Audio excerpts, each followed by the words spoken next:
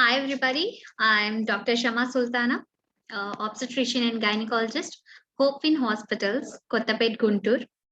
Today, I'm here for having a beautiful session with young people and all women around the world. So today, as it is August 12th, 2021, it is International Youth Day. And on this day, from our side, I am giving a lecture on gynecological problems in young women. So this is UNRE's healthcare. So it presents gynecological problems in young women. So let's start. So we see our genital tract has uterus, ovaries, fallopian tubes, and cervix and vagina. So, as we see, health is an important factor that not only contributes to human well being but also aids in economic growth globally. What's more important is that young women's health concerns are numerous and influenced by various factors like gender disparities, early marriage, and domestic violence and sexual abuse, malnutrition, poverty, illiteracy, and access to quality healthcare, which pose a major concern today. So, poor health and social status affect millions of young women and adolescent girls around the world, making accessibility and affordability of healthcare services a challenge in 21st century India.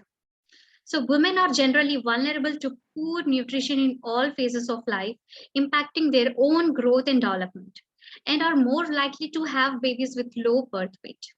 So, gender based discrimination, that is a preference for a son, along with other social pathologies like the dowry system, early marriage, often results in mistreatment and abuse of women. So, which eventually leaves a negative impact on her overall health. So today I'm going to enumerate 10 gynecological problems in young women, namely dysmenorrhea, that is menstrual cramps, PCOS, polycystic ovarian syndrome, vaginitis, mainly we see as bacterial vaginosis, and fibroids, endometriosis, PID, that is pelvic inflammatory disease, STD, sexually transmitted diseases, and ovarian cyst, sexual disorders, and infertility.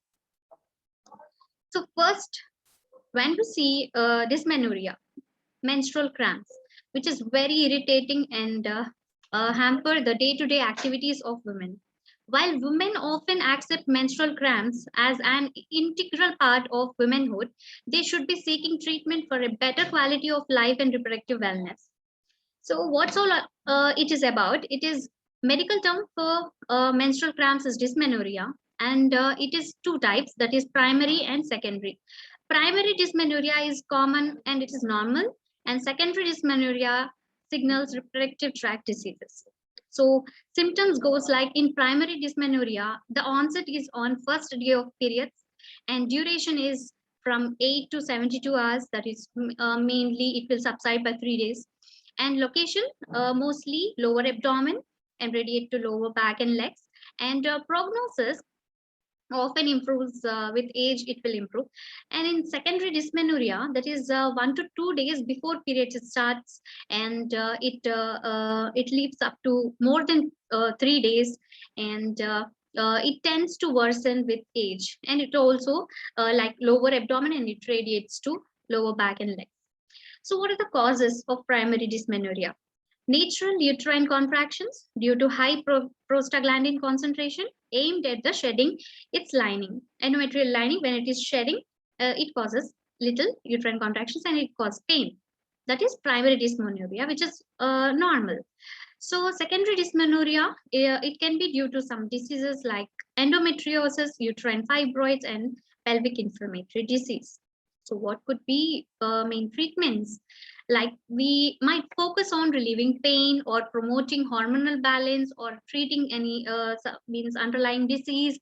So this could be underlined by with the help of diet and exercise and home remedies, and also any herbal supplements a few people use, and medications, and also can be treated by surgeries.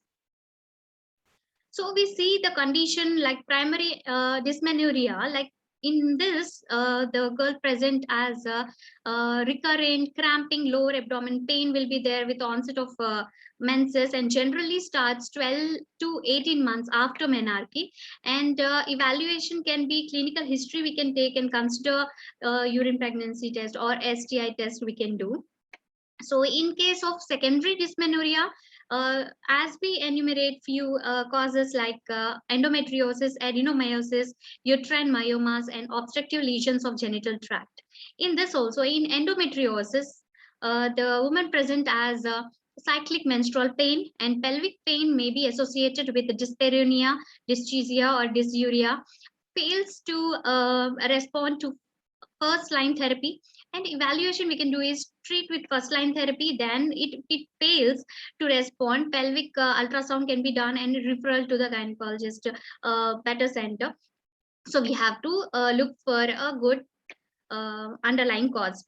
So adenomyosis, menorrhagia could be there in this, and possible intermenstrual bleeding, boggy tenderness will be there, and enlarged uterus on examination will be palpated. Then in evaluation, we can do a transvaginal ultrasound and magnetic resonance imaging we can do. So um, in uterine myomas, cyclic pelvic pain with menorrhagia, occasional dyspareunia will be there, and it also could be evaluated by transvaginal ultrasound for fibroids. So other causes of menstrual pain could be PID, that is pelvic inflammatory disease. In this, lower abdominal pain in sexually experienced patients, and pelvic examination findings of cervical motion tenderness, and uterine tenderness, and or adnexal tenderness will be there, and possible fever greater than 101 degree Fahrenheit, and mucopurulent cervical or vaginal discharge will be present, and nausea and vomiting.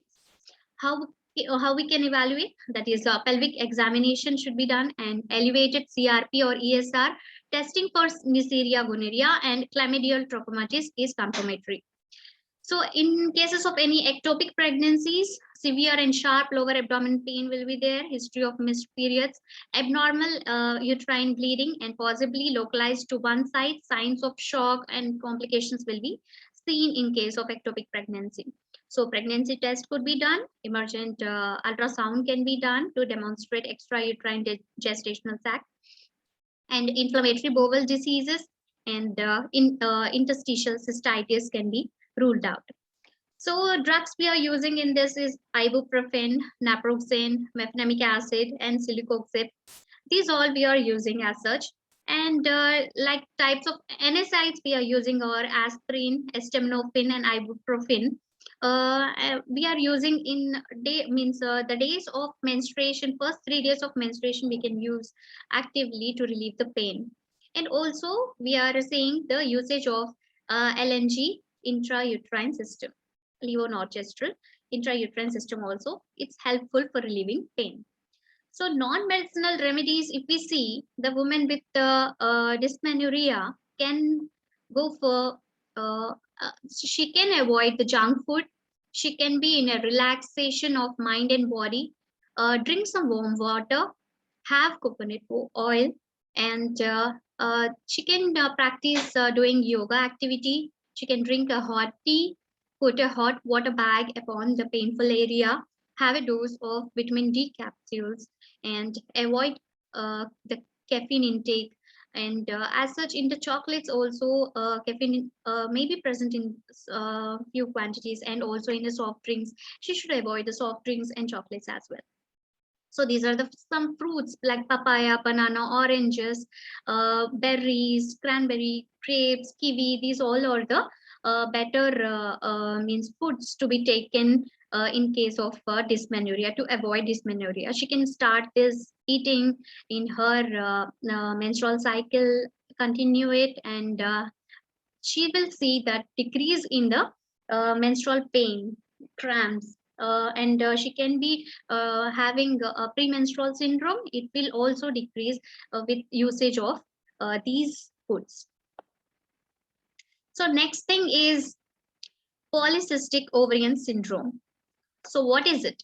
This is polycystic ovarian syndrome. It is a serious genetic hormone, metabolic, and reproductive disorder that affects women, and it is a leading cause of female infertility. PCOS can lead to lifelong complications and other serious complications, including severe anxiety and depression, obesity, endometrial cancer, type 2 diabetes, liver disease, and cardiovascular disease. So, PCOS affecting 1 in 10 women. So, we have to take care of these symptoms and go for know for the signs and symptoms. What are the common signs and symptoms? Signs and symptoms like irregular periods, excess facial and body hair, severe acne, small cysts in the ovaries. When we go for ultrasounds, there are multiple polycystic appearance, that is necklace appearance of cysts seen in ovary. So, insulin resistance seen, and anxiety and depression, infertility, weight gain, and male pattern of hair loss. So again, if we see the signs and symptoms of PCOS, there are irregular or prolonged periods, fluid-filled sacs or cysts seen in the ovary, growth of extra and unwanted hair, facial hair, or hirsutism, which we say it is seen, and hair loss, excessive cramping and bloating during menstruation, acne and other skin problems, psychological stress and depression, fatigue, pelvic pain, rapid weight gain. These are all the symptoms, and major symptoms like 3 symptoms of insulin resistance. If we see, as we know that means polycystic ovarian syndrome is nothing but irregular periods and hyperandrogenism, hyperinsulinemia, and the presence of polycystic ovaries in the ultrasound. So we see 3 symptoms of insulin resistance. They will have high testosterone, weight gain, and fertility issues.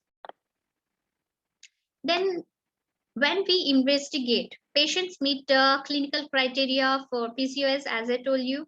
So if they are meeting the clinical criteria of PCOS, if not, if they are not meeting the clinical criteria of PCOS, then consider serum androgen test and ovarian ultrasound. We have to do ultrasonography. We have to do, and if abnormal result would lead to the diagnosis. So if findings meet the criteria of PCOS, then what we do? So we perform a pregnancy test or a measure serum TSH we can measure, and prolactin, and also 17 hydroxyprogesterone to rule out the pregnancy, and also thyroid dysfunction we can know, hyperprolactinemia we can know by this, and non-classical congenital adrenal hyperplasia we can know.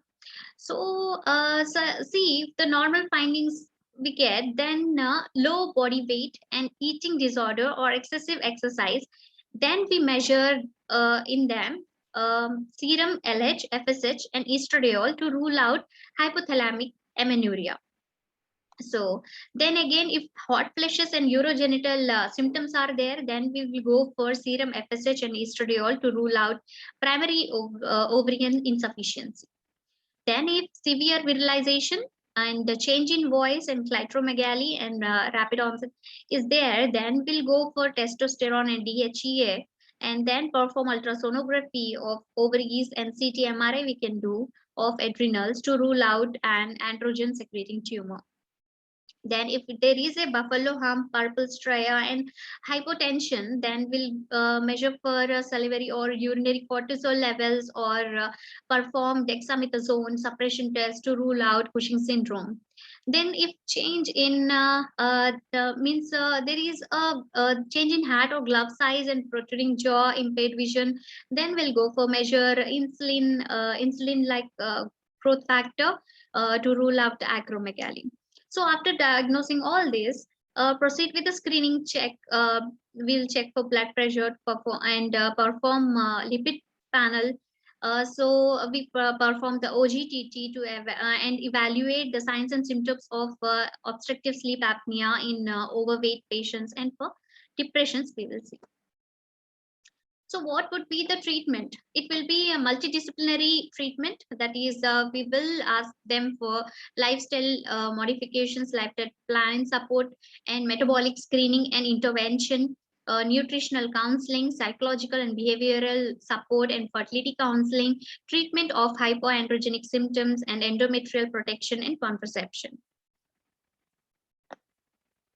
So what would be the home remedies? As I see, many of the PCOD patients now who come have already have a least very less nutrition they take in their day-to-day life.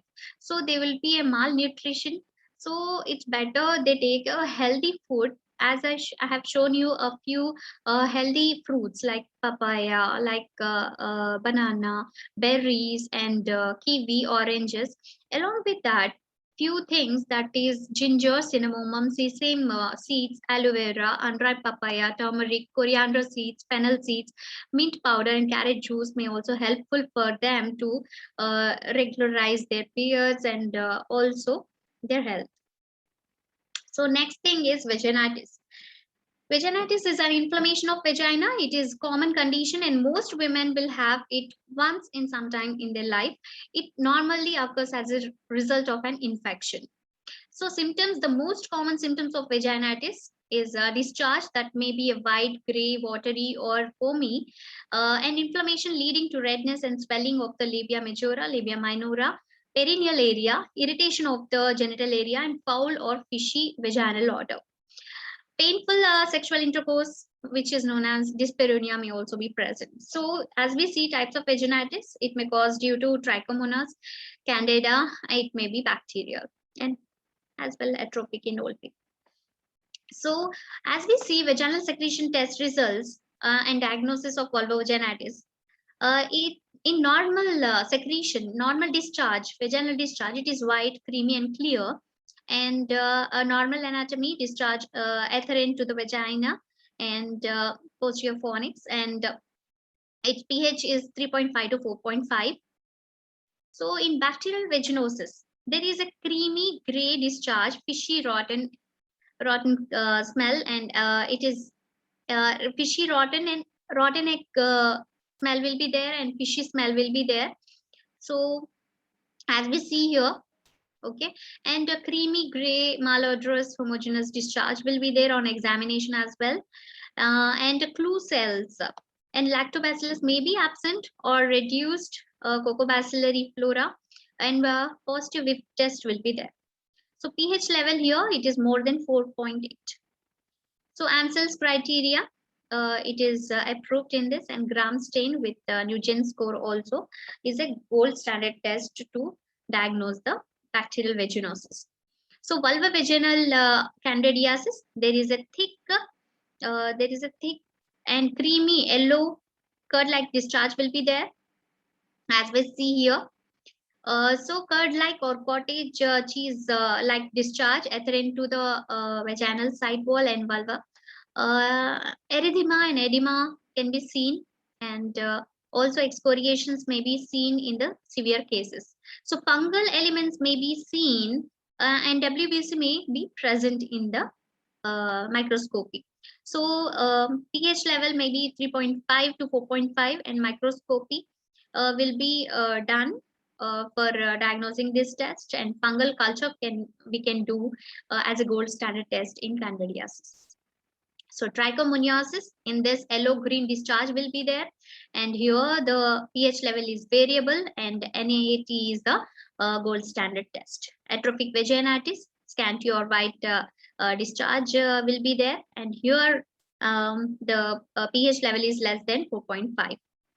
Then desquamative inflammatory vaginitis will be there. It is yellow and green copious discharge, and it is 4.5 pH will be there. Okay. Then clinical diagnosis plus microscopy can be done to diagnose this test. So this is the treatment regimens for the most common vaginitis, that is bacterial vaginosis. We use metronidazole as 400 mg as we use, and TID dosage we use. And in vulvocandidiasis, topical azole therapy and fluconazole we are using, in trichomoniasis, metronidazole and tridonazole. So in this also, I would suggest the healthy food which we use as a home remedies in case of vaginitis. Yogurt, cold compresses, that is, use clean cloth to wrap few ice cubes, apply onto vagina for a minute and reapply on the same area, and clean vagina using cold water. Don't use hot water because irritation and infection may exaggerate. So boric acid can be used. Take gel capsules. This mostly we don't much use, but apple cider vinegar, garlic, chamomile. Chamomile tea we tend to drink a few times a day, which will be very useful. And hydrogen peroxide, fenugreek, cranberry juice.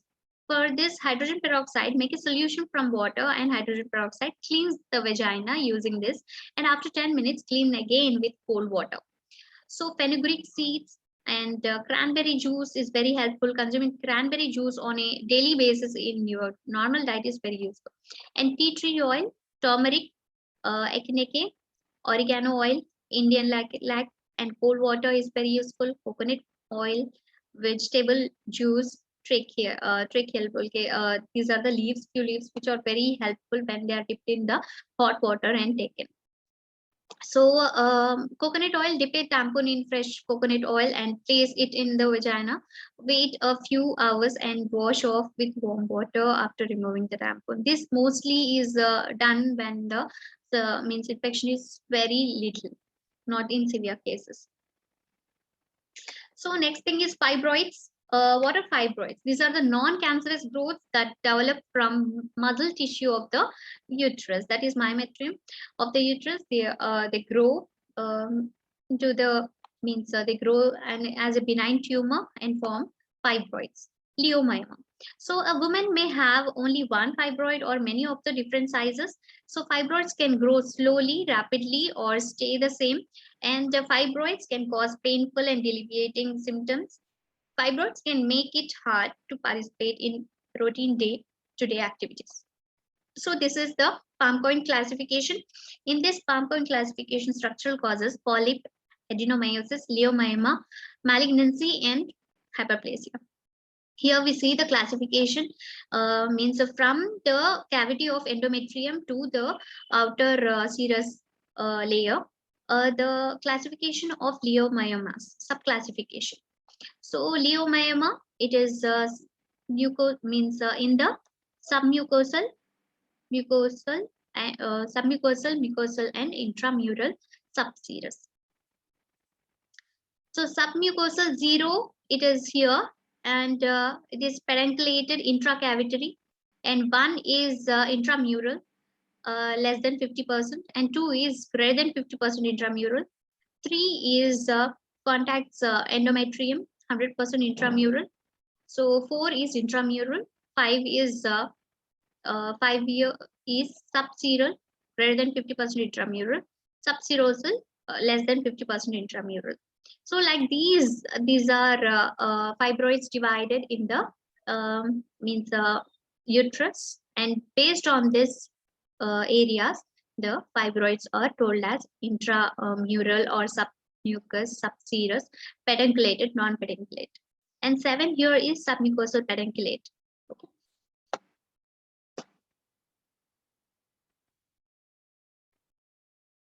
So next we see the symptoms. There will be the abdominal or pelvic pain will be there, low back pain and constipation, infertility, heavy or long menstruation. There could be iron deficiency, anemia as well, and risk factors like high levels of estrogen and progesterone, and breastfeeding. Breast in case of breastfeeding, pregnant and perimenopausal individuals also may be having such a exaggeration of pain and is prone to these fibroids, and nulliparous individuals as well. So this is, as you see in this picture, this is intramural, subserosal outside, and submucosal inside, and this is atypical. So there will be treatment procedures here as they are enumerated. We can see that uterine artery embolization, then MR guided focused ultrasound surgery, surgical removal of tumor, hysterectomy, and medications. Then some Epidemiological risk factors, if we see increased risk, it is there from age 35 to 45, nulliparous or low parity, and black women, and strong family history, obesity, early menarche, diabetes, and hypertension. So decreased risk, if there is a higher parity, exercise is their daily routine, then there will be a lower risk. Then increased intake of green vegetables, progesterone only contraceptives, cigarette smoking can is protective in this case. So then associated findings, if we see increased expression in fibroids, in this estrogen receptors, there will be increased leiomyoma cell proliferation will be there due to estrogen. Then progesterone A and progesterone B receptors, there will be a in this also leiomyoma cell proliferation will be seen. So likewise IGF, IGF2, IGF2 receptors, TGF, these all will help in increase leiomyoma cell proliferation and increase cellular transcription. And TGF will help in it will also EGF will also decrease apoptosis. So beyond this, so increased expression in fibroid extracellular matrix, there is a greater volume of matrix than that of found in normal uterus. So there will be increased angiogenesis because of FGB, FGF, and decorin organizes type 1 and type 2 collagen, and TGF beta 3 will increase the ECM formation. So what would be the management of uterine fibroids? So if asymptomatic, we will have a clinical surveillance. Then symptomatic patients, if they are premenopause, postmenopause, we will see as a premenopause in young people. Patients wishes to preserve fertility, we will go for medical therapy, non-steroidal anti-inflammatory drugs, that is NSAIDs will use, and oral contraceptives, levonorgestrel releasing intrauterine systems, Mirena we will use, and tranexamic acid, gonadotropin releasing hormone against selective progesterone receptor modulators we will use, and surgical therapy, that is myomectomy we can do. So patient wishes to preserve uterus or can be done with medical therapy, levonorgestrel releasing intrauterine system, gonadotropic releasing hormone agonist, and selective progesterone receptor modulator, and surgical therapy, that is uterine artery embolization, magnetic resonance guided focused ultrasound surgery, and myomectomy can be done.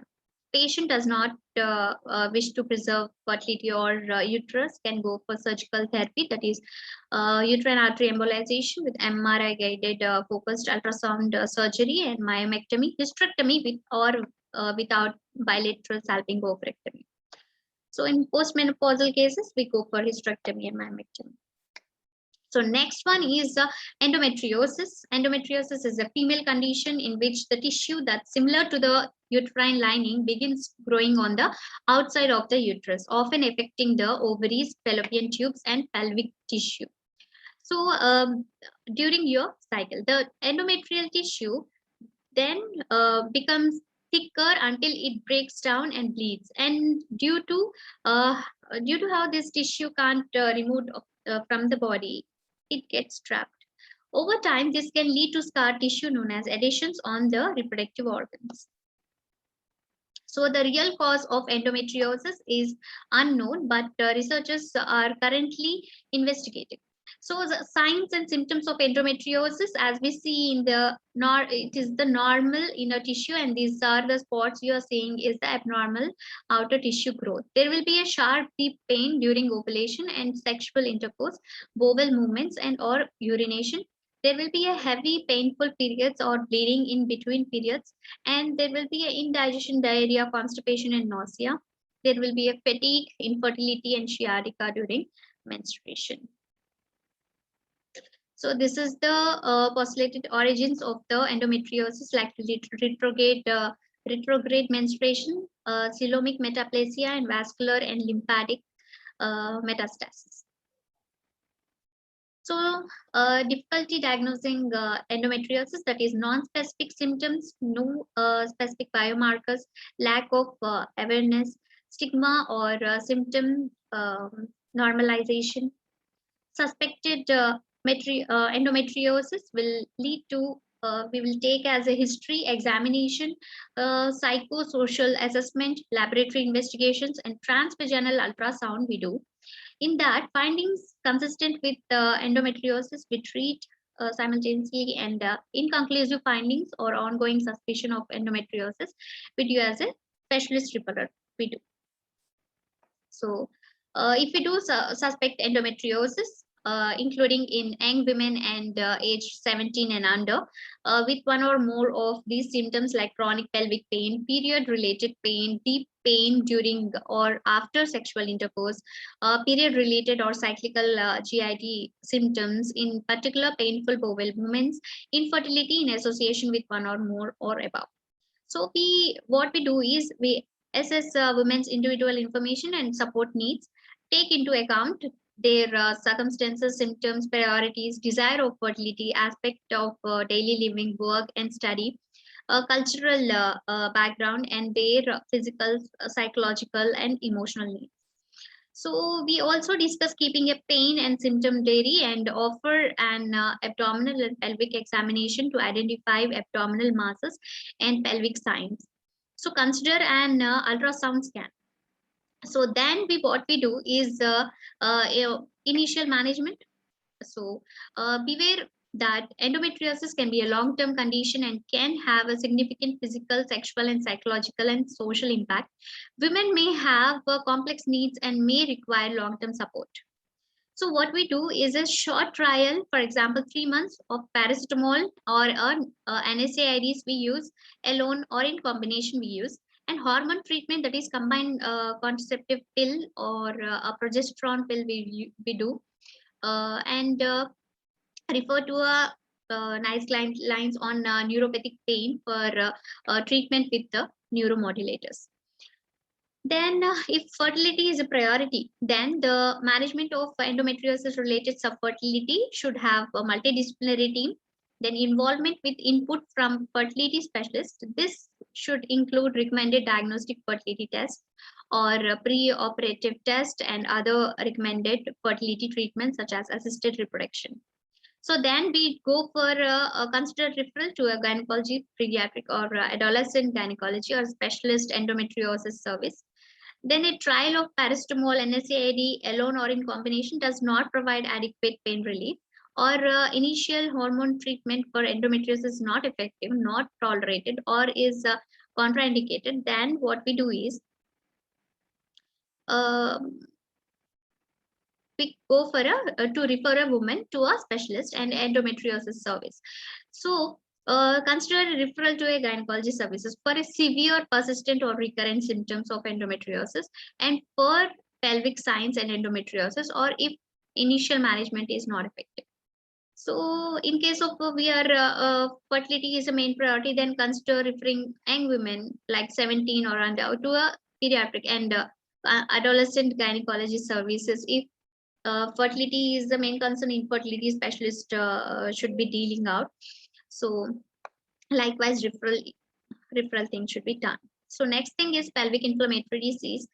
Pelvic inflammatory disease is a type of inflammatory infection that affects a woman's reproductive organs in the pelvis. It is usually caused by the spread of vaginal or cervical infection. So what are the causes of PID? 85 to 95% is due to specific sexually transmitted organisms, that is Neisseria gonorrhea, Chlamydia trachomatis. Others are, for example, Mycoplasma species. 5 to 15% begins after reproductive tract damage from pregnancy or from surgical procedures like DNC, includes insertion of IUCDs, and endogenous infection occurs from commensal organisms, anaerobes, for example, bacteroids, aerobes like E. coli, Streptococcus species, and actinomyces with IUCD. So a smaller number of PID is due to tuberculosis, bloodborne spread after primary lung infection. So symptoms could be like key symptoms: aching in the lower abdomen and pelvis, and excess vaginal discharge with a foul odor. Then pain or bleeding during the during or shortly after sexual intercourse. So There will be untreated vaginal and cervical infections and unprotected sex. Treatment includes antibiotics and surgery. So in case of acute PID, there will be a cycle of pathology, sequence of the pathology, that is involvement of fallopian tubes is almost bilateral, and pathological process is initiated primarily in the endosalpinx. It usually follows menses due to loss of genital defense, then gross destruction of epithelial cells, cilia and microvilli, acute inflammatory reaction, all layers are involved. Then tubes become edematous and hyperemic. Exfoliated cells and exudate pour into the lumen and agglutinate the mucosal folds. Then abdominal ostium closed by closed by edema and inflammation. Then uterine end, what it does is it is closed by congestion. So in case of acute PID staging, if we see stage 1, women who fulfill the CDC major diagnostic criteria and it is greater than one of its minor criteria, but who do not have overt peritonitis as demonstrated by the absence of rebound tenderness and who have not had any prior documented STD upper tract infection. So these come under stage 1. Stage 2, the above criteria with peritonitis. And stage 3, women with demonstrable tubo-ovarian complex or tubo-ovarian abscess evident on either physical or ultrasonographic examination. Stage 4, women with ruptured tubo-ovarian disease. So when we see the chronic PID, it occurs due to following acute pelvic infection or following low-grade infection, tubercular infection, which is leading to a pyogenic infection. Pyogenic pathogenesis like both openings of tube are blocked with damage to structures. This can result in hydro or pyosalpinx, which is leading to recurrent peritoneal surface infection, can result in either flimsy gonococcal or dense non-gonococcal adhesions with surrounding structures. So this is resulting fibrosis affects surrounding structures and may result in frozen pelvis. So supplemental criteria to increase the specificity of a PID diagnosis: cervical mucopurulent discharge or friability, elevated C-reactive protein, elevated erythrocyte sedimentation rate, large number of white blood cells or saline microscopy of vaginal fluid, oral temperature greater than 1 degree Fahrenheit, testing positive of Neisseria gonorrhea or Chlamydia trachomatis. So there is a syndromic approach, syndromic management for PID. Treatment steps are like treat for PID, kit 6, yellow color, that is cefixime 400 mg oral stat we give, and metronidazole 400 mg BD oral for 14 days, doxycycline 100 mg BD for 14 days. So we educate, counsel, and we provide condom and promote usage of it, and treat partner also, and refer to ICTC. Review after 3 days and follow up after 7 to 14 days. So symptoms, if persist, then refer to the higher level of treatment. Then if no, it is cured, educate, counsel, provide condom and promote usage of it so that reoccurrence don't occur. So these are the CDC recommended regimens for mild to moderate PID and for severe PID. Next thing is sexually transmitted diseases. Sexually transmitted infection versus sexually transmitted diseases. Infections acquired through sexual intercourse may be symptomatic or asymptomatic, but sexually transmitted diseases are those which are symptomatic disease acquired through sexual intercourse.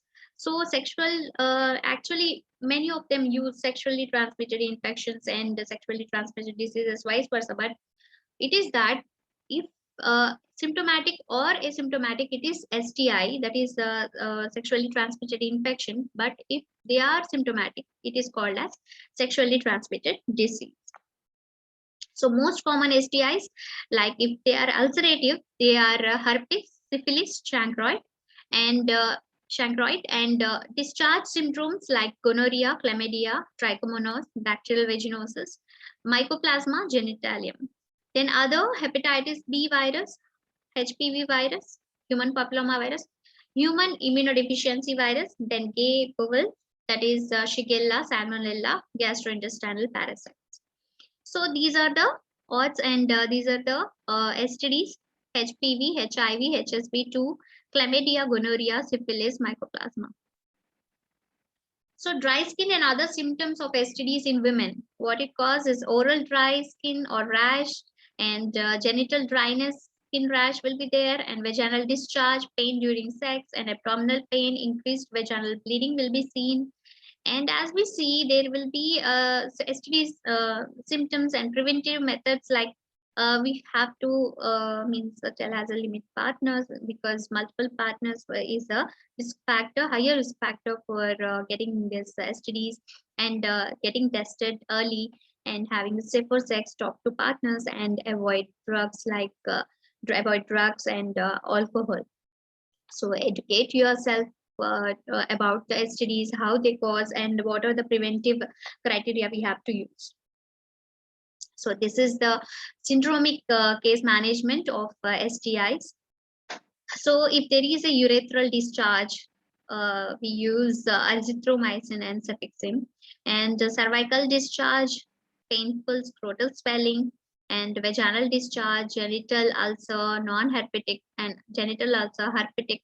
As we see, this vaginal discharge we are using green, and genital ulcer, non-herpetic, we are using with white and blue, and white and blue, and with herpetic we are using a cyclovir red color. And this all regimen you can have in a NACO, NACO, National AIDS Control Organization website. So important considerations for management of all STIs are: educate and counsel the client and sexual partners and regarding STIs, and safe sex practices, and importance of these taking complete treatment or treat partners. So advise sexual abstinence or condom usage during the course of treatment, and provide condoms and educate. So one thing in this, that is cervical cancer. We see in latest screening guidelines, that is 21 to 29, have a pap test every 3 years. HPV testing is not recommended as such, but it 30 to 65 have a co-test, that is pap and HPV test together every 5 years, or a pap test alone every 3 years. You may need to screen more often if you have a history of abdominal test results. Means abnormal test results earlier, you have to repeat it frequent. So in case of 35 to 44, regular screenings help prevent cervical cancer. Most cases occur in women who are 35 to 44, and in women who have never had a pap test or haven't had a recent screening. So beyond 66, what we have to do: discontinue screening if you have a history of normal test results and or not having high risk of cervical cancer. We say, as if the past 10 years, if they are normal, having a normal pap smear, they can stop beyond 66. So should all women follow these guidelines? Yeah, women who are at a higher risk for cervical cancer may need to screen more frequently. So we have to do. So HPV vaccine dosing schedules based on the ages 9 to 14, 2 doses, that is means day 1, that is dose 1 today. If they have taken dose 2, they can take at 6 months to 12 months. Next 15 to 26 years, 3 doses. First dose if they have taken today, then next dose 2 months, then third dose after 6 months. Then this is the cervical cancer prevention techniques we can use, that we can have a regular checkups, regular screening methods, pap smear, and we can go for HPV vaccine. How can we protect ourselves? So STDs are transmitted by body fluids such as semen, blood, and vaginal fluids. Abstinence is the only way to be 100% safe from contracting STDs. Otherwise, using condoms during every sexual activity will reduce your chances of catching an STD. So remember, only abstinence is the 100% effective in preventing sexually transmitted diseases. So ovarian cyst, as you see here, it is a fluid-filled sacs or pockets in an ovary or on its surface. Symptoms like bloating, nausea, vomiting, bleeding, pelvic pain, fullness, pain can be seen. So what we can do is it depends upon the treatment depends upon the age, type, and the size of the cyst. Cyst, if it is beyond the 4 centimeters, 3 to 4 centimeters, then it should be treated in a different way by a surgical process. So watchful waiting. So wait and be re-examined to see if the cyst goes away within a few days or few months. This is typically an option if you are premenopausal, but not in a regular young women or reproductive age. So medication, hormonal contraceptives such as birth control pills to keep ovarian cysts from reoccurring. However, it won't shrink or existing an existing cyst can't be reshrink if it is beyond some level, or reoccurrence cannot be halted. So surgery removing a cyst that is large beyond 4 centimeters and does not look like a functional cyst is growing. If it is growing continuously and through 2 or 3 menstrual cycles and it is causing pain, it is one of the indication for surgery. So some cysts can be removed without removing the other.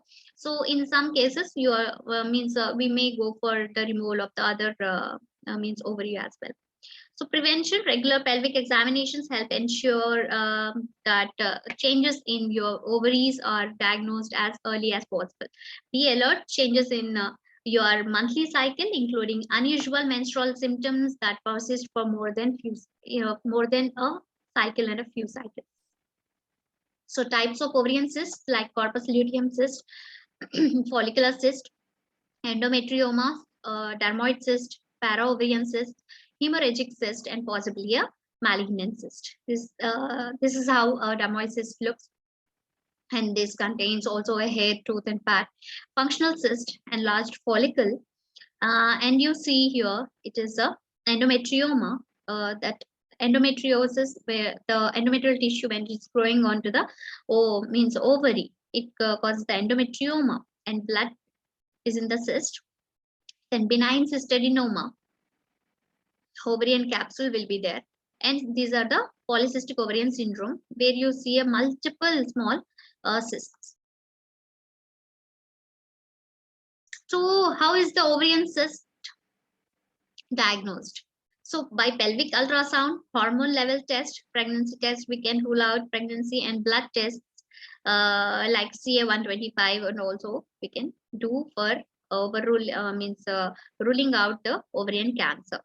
Surgical biopsy can be taken, and elevated levels of CA-125 can be taken. So 5 factors that trigger hormonal cyst are like hormonal imbalance, pregnancy, endometriosis, severe pelvic infection, and existing ovarian cyst can also trigger the again coming for the next ovarian cyst. So things to remember about the ovarian cyst are, because ovarian cyst often cause no symptoms, it is especially important for women who have previously had cyst to have a regular pelvic examination. Women who have previously had ovarian cysts are at a greater risk of developing further cysts. So endometriosis may be worsened by the presence of ovarian cyst, and chance of needing of ovaries removed so increases. In case of malignant ovarian cyst, early treatment offers the best hope of recovery. Women who develop ovarian cyst after menopause are more likely to have malignancy.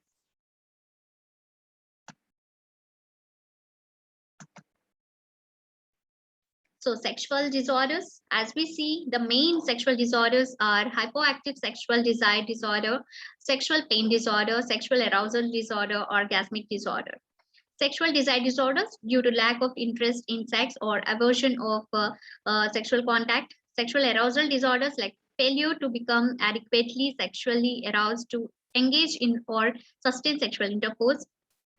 Orgasmic disorders, difficulty reaching orgasm or reaching orgasms more rapidly than one would like. Then sexual pain disorders, persistent or recurrent experience of pain during the coitus. So these are the causes of desire, arousal, and orgasm and sexual pain disorders. And what we see in the sexual pain, we do use local hormone therapy, counseling, pelvic physiotherapy, vaginal rectal suppositories, topical lidocaine counseling. And in case of means a low desire, we use hormone therapy, counseling, bupropion, and low arousal we give as a hormonal therapy, counseling, and orgasmic dysfunction, mindfulness, sex therapy, and hormone therapy we give. So fact versus fiction.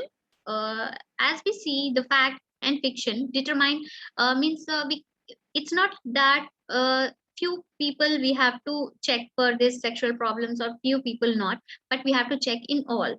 And dyspareunia is all in a woman's head, and it's a psychiatric assessment is the primary first step. Means no, there are many means structural and functional causes for dyspareunia as well. So infertility.